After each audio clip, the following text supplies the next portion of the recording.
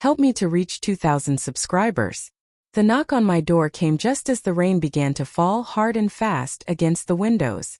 It wasn't the hesitant kind of knock you get from a stranger or a delivery guy.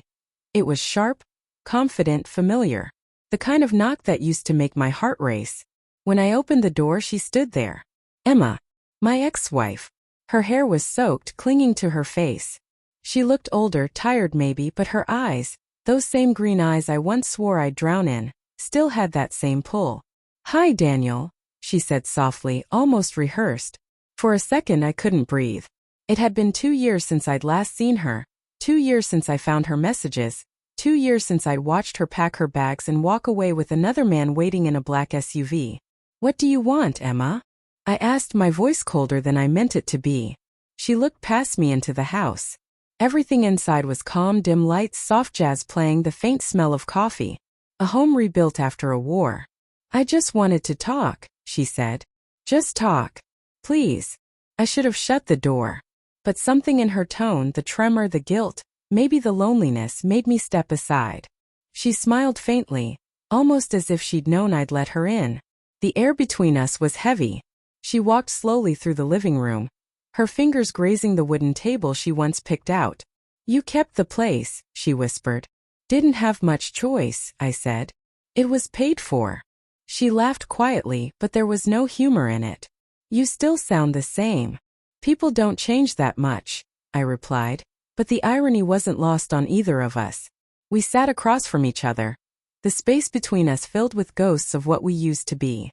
She started talking about her life, how things didn't work out with Mark, the man she'd left me for, how she'd been thinking about me lately. I made a mistake, she said finally, her eyes glistening. I thought I wanted something new, something exciting, but all I wanted was peace.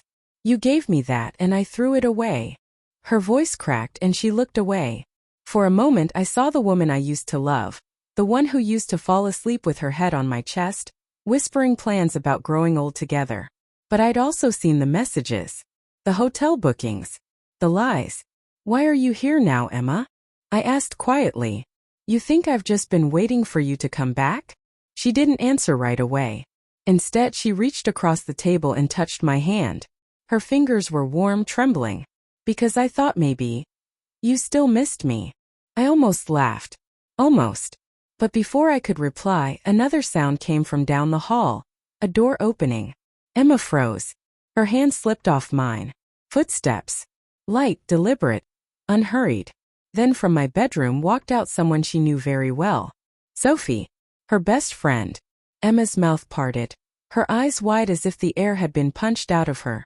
Sophie stood there in one of my shirts, smiling faintly, a mug of coffee in her hand.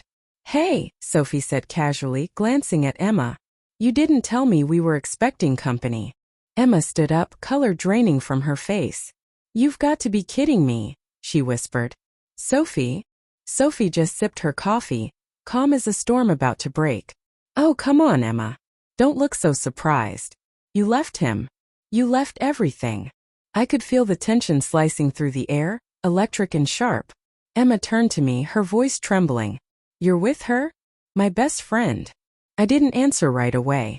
Instead, I leaned back, studying both of them, the woman who betrayed me, and the one who'd been there when my world collapsed. Sophie and I had started as friends. She'd seen what Emma did to me, how hollow I'd become afterward. Nights of silent company turned into late talks turned into comfort, and comfort turned into something neither of us expected. Something real. Emma took a step forward, her voice rising. You think this makes you better than me? Sleeping with my best friend. Sophie didn't flinch. At least I didn't lie about it. The words landed like a slap. Emma's lips trembled. You're disgusting, she spat. Sophie's eyes hardened.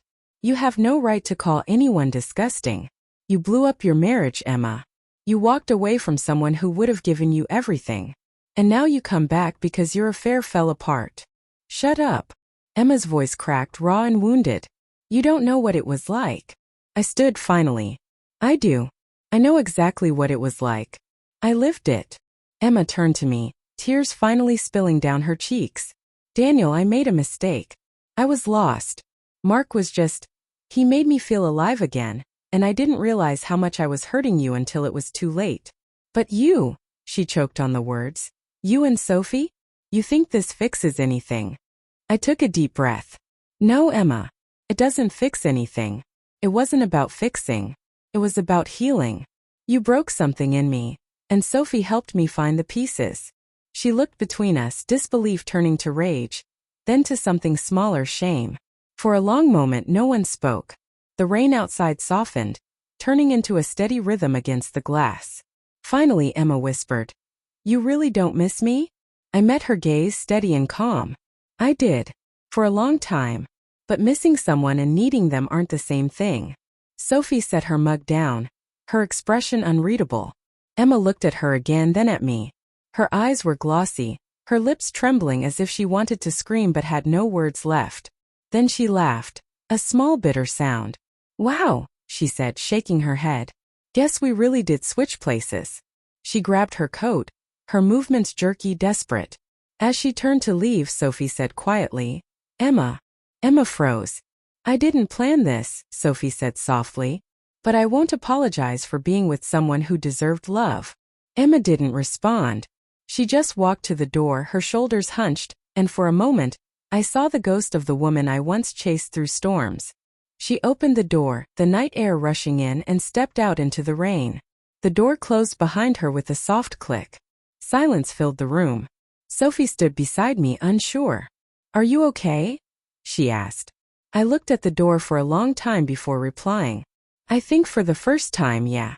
Outside, the rain kept falling, cleansing, rhythmic, final. Inside, the air felt different. Lighter. Like a wound had finally stopped bleeding.